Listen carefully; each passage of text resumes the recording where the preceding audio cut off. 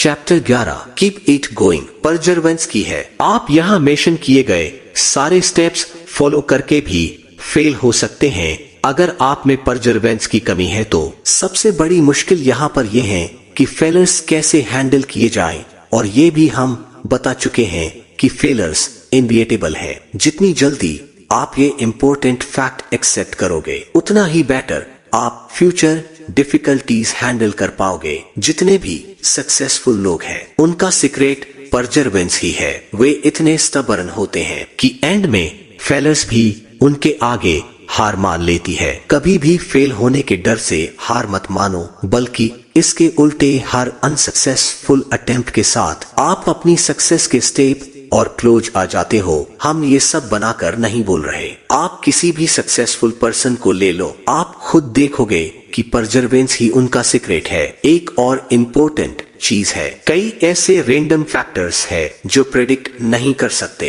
आपकी लाइफ बहुत अच्छी होगी लेकिन ये कभी बहुत बुरी भी हो सकती है। लेकिन इन रैंडम इवेंट्स से खुद को टूटने ना दो। इन रैंडम फैक्टर्स का एक टिपिकल सा एग्जाम्पल है जब आपका पार्टनर बिना किसी वजह के आपको छोड़ देता है। अब तक सब ठीक था, आप दोनों साथ में खुश थे कि तभी एक दिन आपका पार्टनर आपसे कहता है it's not you it's me, या फिर ऐसा ही कोई स्टूपिड सा रीजन। अब जाहिर है आपका दिल टूट जाएगा। ऐसे में कुछ दिन सैड फील करना बड़ी नॉर्मल सी बात होती है। रोने से भी दुख हल्का होता है, लेकिन आप इसकी वजह से खुद को टूटने नहीं दे सकते क्योंकि आपको डिप्रेशन में नहीं जाना है। हमें लगता है कि इस तरह के रैंडम इवेंट्स झेलना फेलियर से कहीं ज्यादा मुश्किल है जो प्योरली आपकी फॉल्ट होती है। लेकिन ये लाइफ है और जो आपके कंट्रोल में नहीं है उसे रेशनलाइज करना इतना इजी नहीं है। बहुत से लोगों की नजर में अब्राहम लिंकन अमेरिका के मोस्ट इम्पोर्टेंट प्रेसिडेंट में से एक है। उन्होंने अमेरिका में स्लेवरी हटाकर डेमोक्रेसी कायम की थी, लेकिन उनकी लाइफ इतनी दुख भरी थी कि उन्हें सक्सेस मिलना किसी मिराकल से कम नहीं था। जब लिंकन बहुत छोटे से थे तो उनकी माँ चल बसी। उनकी एक सिस्टर थी सारा जिसने उन्हें पला पोसा, लेकिन बदकिस्मती से सारा भी जल्दी ही चल बसी। लिंकन की फर्स्ट वाइफ शादी के तुरंत बाद मर गई थी। उनके तीनों बेटे भी एक के बाद एक चल बसे। उनका प्रोफेशनल करियर भी मुश्किलों से भरा रहा, लेकिन अब्राहम लिंकन ने हार नहीं मानी। वे अपनी मंजिल की तरफ बढ़ते रहे। आपको भी इसी तरह अपने गोल की तरफ चलते रहना है, चाहे कुछ भी हो जाए। चलो अब इस समरी को हम स्पीच के एक फेवरेट कोट के साथ खत्म करते हैं। When people try to change things, they are usually tinkering with behaviors that have become automatic, and changing those behaviors requires careful supervision by the rider. The bigger the change you are suggesting, the more it will sap people's self-control.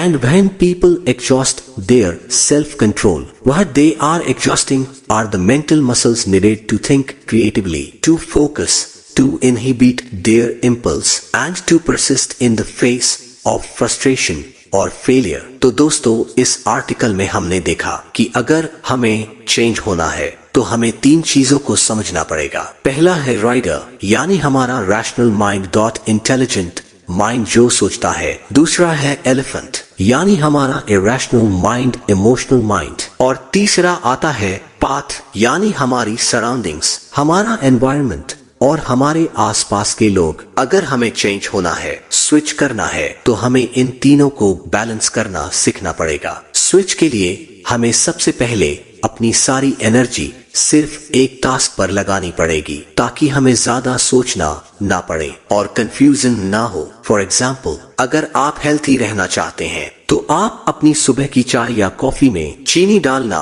बंद कर सकते हैं। अगर आप एक साथ 10 actions के बारे में सोचेंगे कि मैं जिम भी ज्वाइन कर लूं, तीनों मील्स में कोई फैट ना खाऊं, मॉर्निंग में जॉगिंग में भी जाऊं, तो सच बोलूं तो कुछ नहीं होगा। सिर्फ एक छोटे टास्क पर फोकस कीजिए। सेकंड स्टेप आता है कि खुद को एक strong emotional thought, for example अगर आप स्मोकिंग क्विट करना चाहते हैं और खुद से आप कहते हैं कि मैं स्मोकिंग बंद करके हेल्थी भी रह सकता हूं और पैसे भी बचा सकता हूं, तो ये एक वीक इमोशन है और आप इस हैबिट को स्विच नहीं कर पाएंगे। इसीलिए एक बेटर है कि आप खुद को इमेजिन कीजिए पीले दांतों के साथ जिसके पास कोई नहीं आना चाहता। ये एक स्ट्रॉन्ग इमोशन है और आपकी मदद कर सकता है। लास्ट स्टेप आता है कि अपना एनवायरनमेंट चेंज करिए। अगर आपके आसपास सभी टाइम वेस्ट करने वाले हैं तो ना चाहते हुए भी ये एनवायरनमेंट आपको भी टाइम वेस्ट करने में